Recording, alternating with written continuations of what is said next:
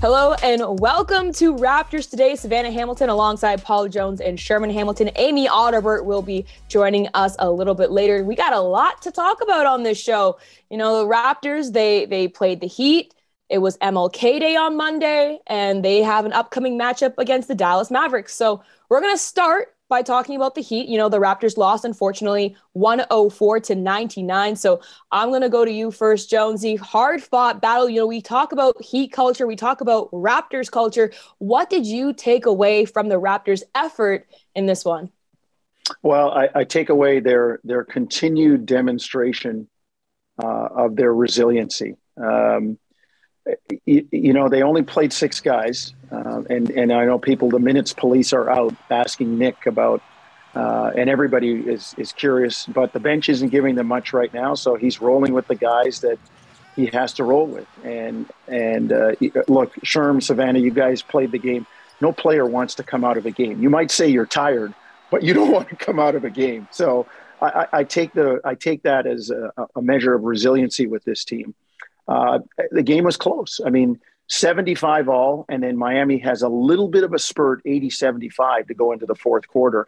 And, you know, the Heat now are 25-2 when they lead after 3 quarters. The Raptors are 18-4 when they lead after 3 quarters. So that little spurt at the end was important to give somebody a little bit of separation going to the fourth. And then even when Miami went up in the fourth, I thought the Raptors did a really, really nice job of cutting the lead to 2 at 91-89, and then Miami keeps them at arm's length again and goes on a 7-0 run, and all of a sudden it's 9, and the Raptors could never catch up, but they were in it. That there's a resiliency, a grit, a toughness, a determination, a kind of an inexorable quality about this Raptors team that I think will serve them well, very well in the future, and it has in the past. You know, Savanna, you said it. We talk about Heat culture.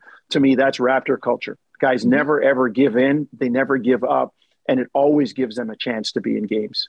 I was personally impressed with Scotty Barnes for taking that super hard foul and coming back and still giving his all on the floor there. But Sherm, you know, let's take a look at the last 4 games because they lost to the Heat now. They close loss to the Suns.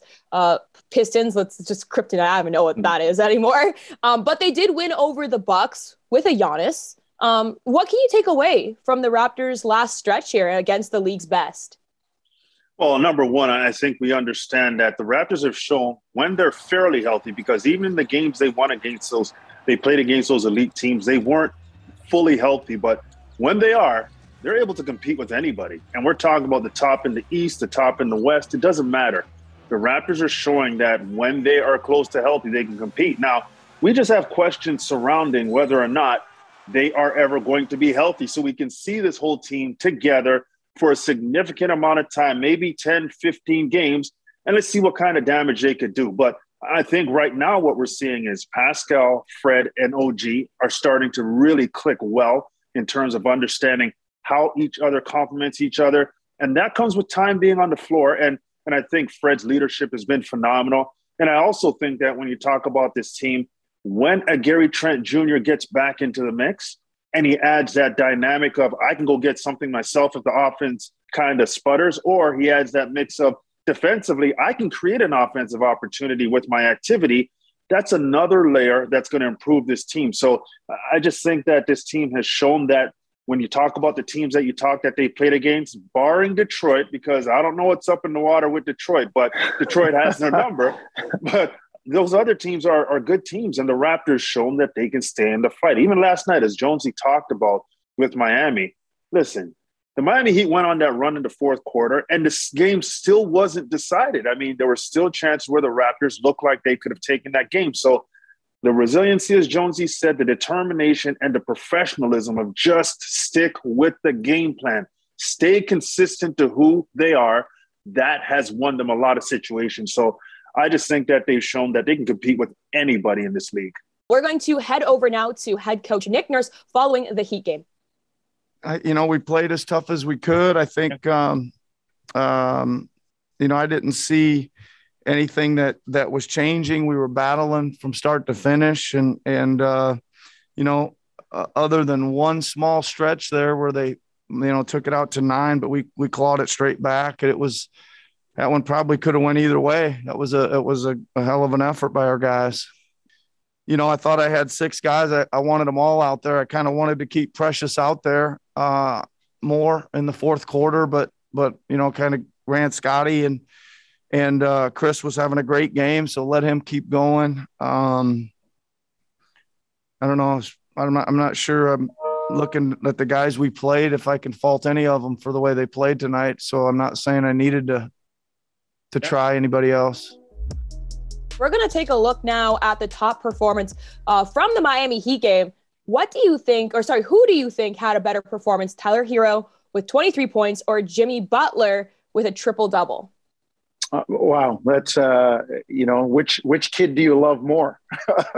They're both tremendous performances. I mean, Tyler Hero has established himself as one of the top sixth men in the NBA. And when that award comes up, his name is going to be all over it. I don't know if the voters will ultimately give it to him and vote him as the top sixth man, but he will definitely be in the conversation. Look, he scores as many points on his own every night as some teams' entire benches do at the bottom of the league. So you kind of know what you're going to get from him. But, a triple-double, Jimmy Butler, 19, 10, and 10. And then and it's something I've always said, and Sherm played with Steve Nash, and this is something that has always struck me. The great point guards, going back to the days of Isaiah Thomas and Magic Johnson. It's not just the guy that can score 19, 20 points, but when he's got 10 assists, that means other guys are coming to the party too, and they're dangerous, and you have to respect them. So you think about 19 points from Jimmy Butler. I'm not even counting the 10 rebounds now, which are impactful on their own, but 10 assists. And what does that mean? That's another at least 20 points. The way the Miami Heat shoot the 3 ball, if 3 or 4 of those are 3, now you're talking about another 23, 24 points. So Jimmy Butler accounting for 40 to 42 points out of 105. He's a big chunk of the offense and a big reason that you are looking at him and trying to shut him down. And Sherman, Savannah, let's face it, Jimmy Butler's been a noted Raptor killer. Sherman, remember I don't know if you remember the night that the Raptors were cruising along against Chicago, and then somebody busted Jimmy Butler's lip. And he went berserk. Somebody busted Jimmy Butler's lip. Yeah. And I remember Sherm on the broadcast, Savannah, saying, uh-oh, the man's seeing his own blood. It's on now. Yeah. Back up. And he hit the shot to tie the game before Kawhi bailed Toronto out. So this is nothing new for Jimmy Butler against Toronto. I just think Hero was great, but Jimmy Butler sees the Raptors, and somehow or other he just goes to town. So his 19, 10, and 10 was pretty impactful in my eyes. It's phenomenal. And, Jimmy Butler, me personally, I would never want to play against him. If it's like a one-on-one, I would only want to be, or a 2-on-2. Yep. I would only want to be on his team. He better be my teammate because I'm not trying to play against him. Let's talk about some other favorite children, but this time on the Raptors, Sherm. Chris Boucher and Fred VanVleet. Which one do you think had the better or more dominant performance against the Heat? Well, that's a tough one too, Savannah. I mean, when you talk about impact, we always talk about Fred VanVleet because he always has impact in a game. I think I'll speak to Chris Boucher based on the question, just because of the acceptance that Chris Boucher has taken in terms of just understanding what the team needs from him. And we all understand as players, coaches tell us what they want from us, but we always down deep feel like we got more to offer. And we always try to squeeze in that extra shot, maybe that post move, maybe that 3-point shot. We try and show them, yeah, you gave me this role, but I can do a lot more. Chris Boucher, I thought early in the season, was trying to do a lot more, but he was doing it via the 3-point shot. And we saw him force shots. We saw him take contested shots and just shots that were kind of out of rhythm just because he was trying to force the issue. He had a come to Jesus moment. He had one of those situations where everybody said, this is what we need from him. And he accepted it. And it's a different feel to Chris Boucher right now. He's understanding what he brings to the table. So a game against Miami, he took 13 shots, 4 of them were threes. I think early in the season, we would have seen a reversal, maybe 9 threes and 4 weren't threes. And he was efficient, 7 for 13. He rebounded the ball well with 10 rebounds, scored 23 points. He was the only bench production for the Raptors. So you think about him coming off the bench and pouring in 23 points. If he doesn't do that, this is not a close game at all. He's got to be a part of their potential success. So in this situation, I'm going to look at Chris Boucher because I've been so impressed with his demeanor and with his approach to the game now, that he's showing that when he stays that focused on what they want him to do, he's a significant piece of their potential success. Exactly. And the other pieces of the game can slowly, naturally fold into, other aspects as well. But we're going to hear now from some players following the Miami Heat game. I would say it was a good fight today. It was a good game. I would say we battled. Of course, they was playing great defense, but as long as we just stay together, just learn from these games and just grow, I'm sure our staff and our coaches could figure out what some things that we need to work on or things like that we could just do to get better. So just put our trust in our team and them. How would I assess things so far? I feel like I said, I feel like we still just come together as a team. We still got a long way to go, of course, to hit our strides, but we still feel very confident in this team of what we can really do. I mean, I think we young and, we got the legs for it. So just, as long as, you feel good, go out there, play, compete. I think we all want to compete. And again, we just want to be out there, help our team win. And I think coach, whoever is out there, we just got to go out there and play. I think we know what we have to do. Like, I think when we come out and, I think today, like, it could go either way, like a couple of mistakes, a couple of, little things, and it's a different game. So I just feel like we gotta know, what type of team we are, play to our strength and bring that intensity every single night. And I think that, a lot of teams wouldn't want to play us if we have that mentality and we come out aggressive, being the aggressor and playing hard every single night. And I think, again, like I always say, like, there's games where we have that, and there's games where we don't. I thought tonight we fought hard, like it was we played hard to the end, and it went their way. So, we'll just, try to move forward and on to the next game. We're now going to head over to Amy Audibert to preview the Dallas Mavericks game coming up ahead. Thanks so much, Sav. Now let's look into the Dallas Mavericks, and we have to start with Luka Doncic because he did miss some time. He was in health and safety protocols, plus he had a left sore ankle, but he's back into full form. It looks like it. 2 triple-doubles in the last 3 games. And when you look at the last one against the OKC Thunder earlier this week, he only shot 4 for 17 from the field, including 0 for 6 from the 3, but he went 12 for 14 from the free throw line. This is one of the most elite offensive players in the game right now. And just as the Raptors saw with Jimmy Butler, same thing. When the ball in his hands, he can make something happen. He's averaging 25, 9, and 9. It's not just Luka, though. The entire team is really starting to come together. In fact, they're 9-1 in their last 10. That's right, 25-19 overall. They're 5th in the Wild Wild West, and they did snap the Memphis 11-game winning streak earlier this week. They're doing it predominantly by playing really tough defense. When you look at their defensive rating, it's really starting to come together. Some guys to keep an eye on: Jalen Brunson. How about Dorian Finney-Smith, who shot 4 for 7 against Oklahoma? Tim Hardaway Jr., love the intensity, like father, like son. And of course, our very own Canadian, who has proudly worn the Team Canada jersey, big man Dwight Powell. And finally, we cannot move on without talking about the unicorn himself, 7'3", Kristaps Porzingis, who is coming back. He missed 7 games in health and safety protocols, but earlier this week, he's dropped the first 7 points for the Mavericks, finishing the game with 13 and 8 in just 27 minutes. So finding him back in rhythm is going to be so big for Dallas moving forward. Now, the Raptors should be somewhat familiar with him. He did play 3 seasons with the Knicks. He is only shooting 29% from long range. And again, at 7'3", with the ability to shoot a 3 and get hot, So you can expect Toronto to get a little bit physical with him and not let him find much rhythm or comfort, especially from long range. Now, Monday, it was MLK Day. Now, Jonesy, it's a big day, not just in the NBA. Yeah. It's a big day in general for, I would say, North America, because his impact is so strong. But I would love to, have you share a quote with us. And Sherman, I'll go to you next afterwards, that really resonates with you. Well, Savanna, I think it should be a North America-wide day of observance. And some people say a holiday. I'm sometimes afraid that when you make it an actual holiday and people look at the holiday, they forget what the holiday is about.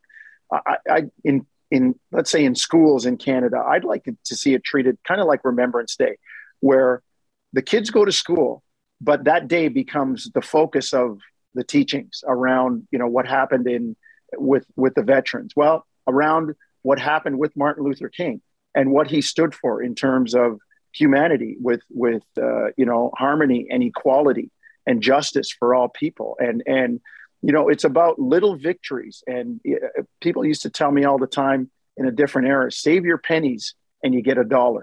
And it's the little victories, the moving forward. And my favorite Martin Luther King quote, one of them, there's so many of them, but one that resonates with me is, if you can't fly, run. If you can't run, walk. If you can't walk, crawl.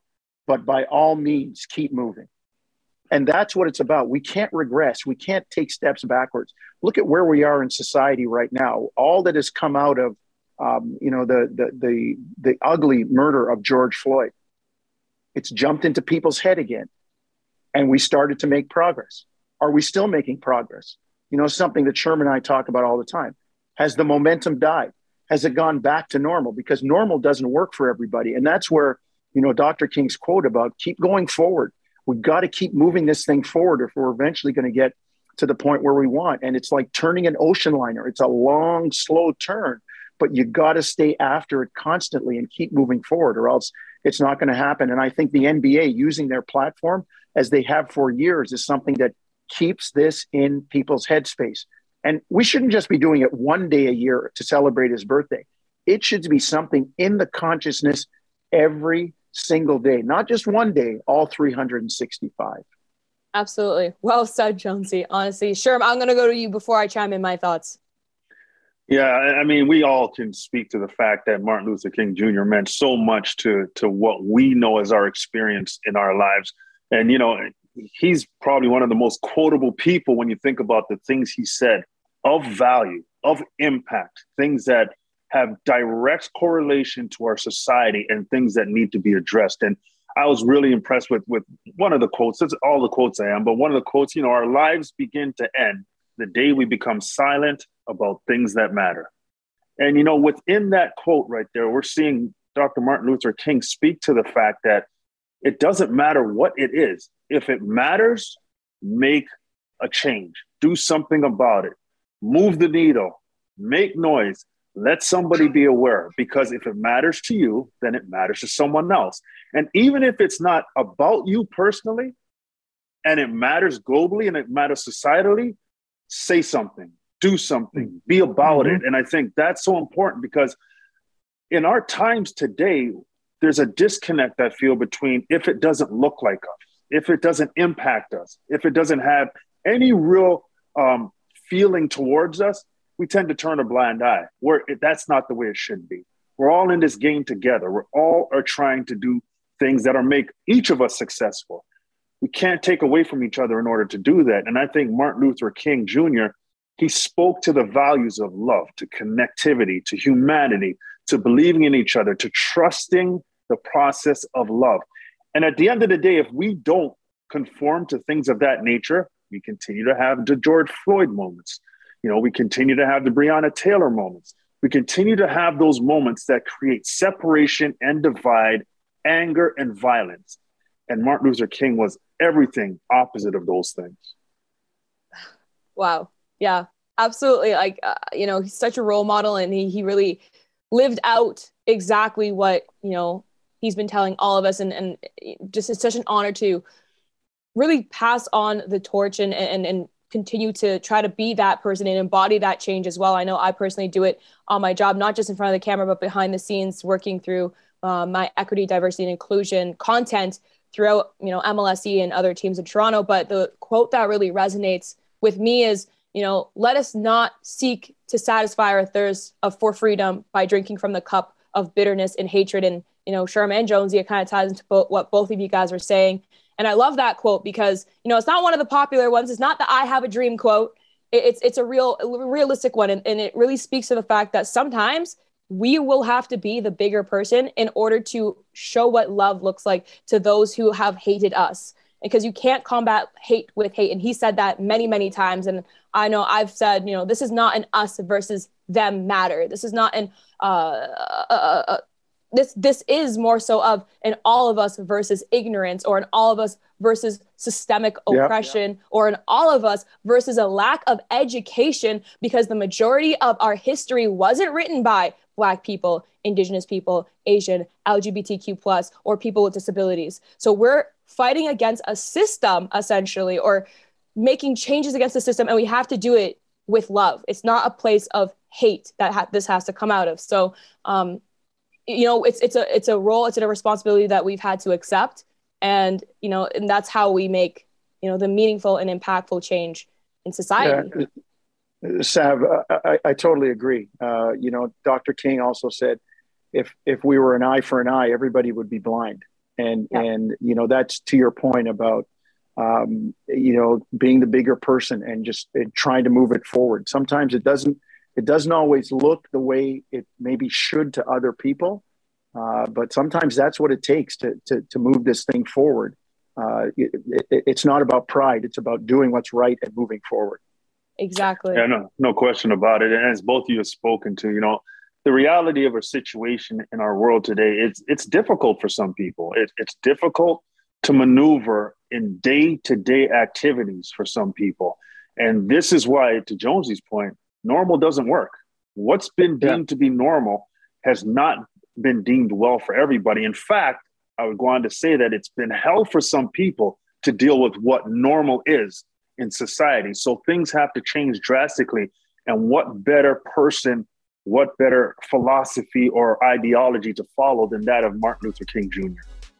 Absolutely. And on that note, I think we're going to wrap up the show there. Thank you to our viewers for watching Raptors Today from Savanna Hamilton, Paul Jones, Sherman Hamilton, Amy Audibert, Jake, Jody, and Brandon. Have a great day.